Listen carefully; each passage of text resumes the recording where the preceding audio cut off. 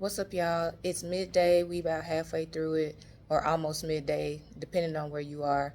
But we halfway through the day. Keep pushing, keep grinding. You almost there to the other side of it. But as always, make sure you've extended gratitude to the Most High for all the things that you do have.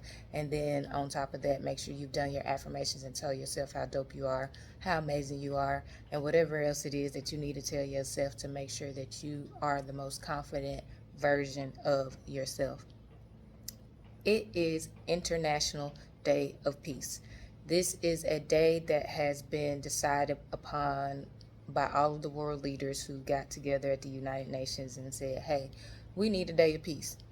It doesn't necessarily make sense to me because I feel like they always at war with each other, but I ain't gonna get into that.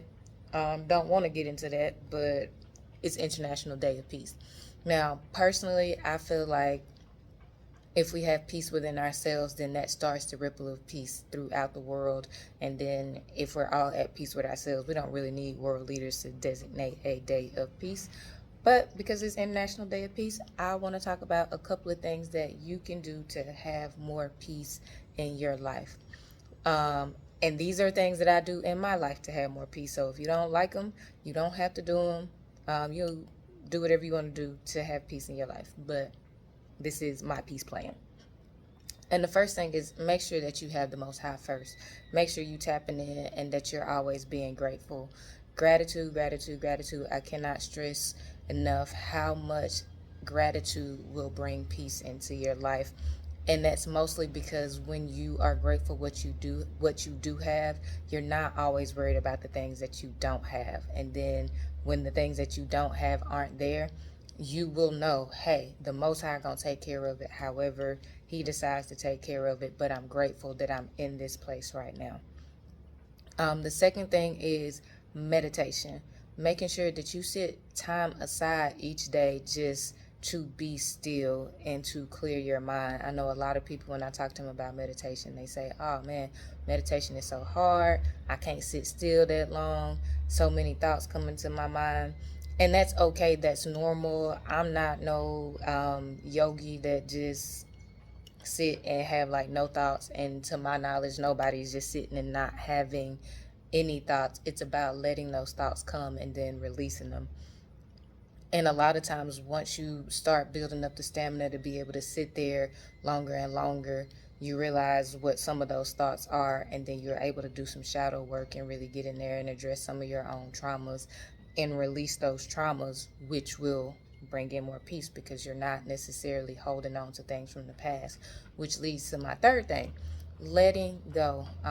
Letting go of traumas, letting go of the past, letting go of things that no longer serve you.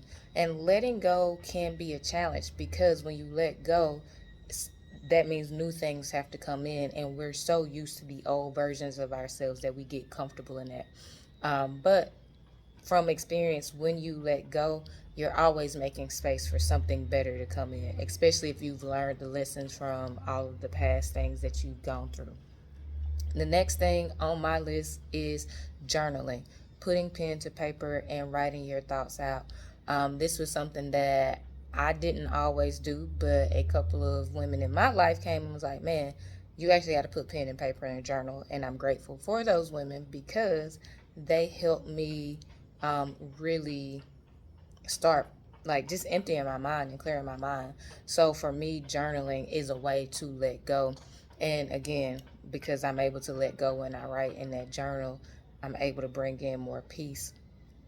And then making sure you get outside in nature and walk. What I like to do is walk and try to meditate and do all of those things outside and just kill multiple birds at one stone in one stone. I still don't think I said that right. Kill multiple birds with one stone.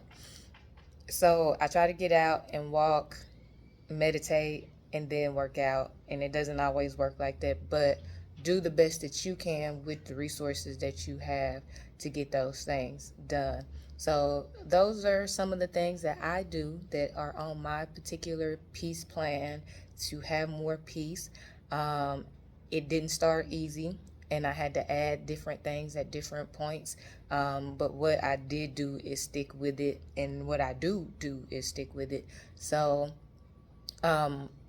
make sure that you have your own peace plan. And I'm going to add one more thing in there, and that's surrounding yourself with good, healthy people who can pour life into you.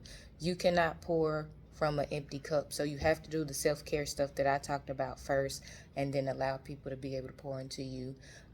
If other people aren't pouring into you and pouring healthy things into you, then it's going to be much more harder to have peace.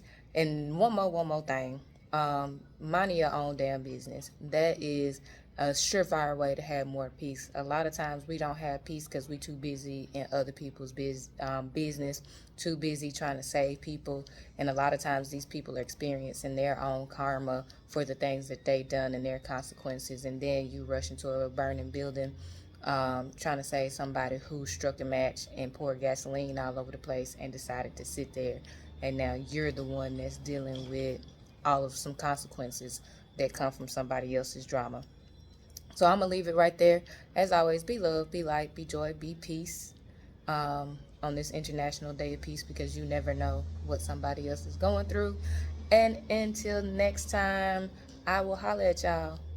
Peace.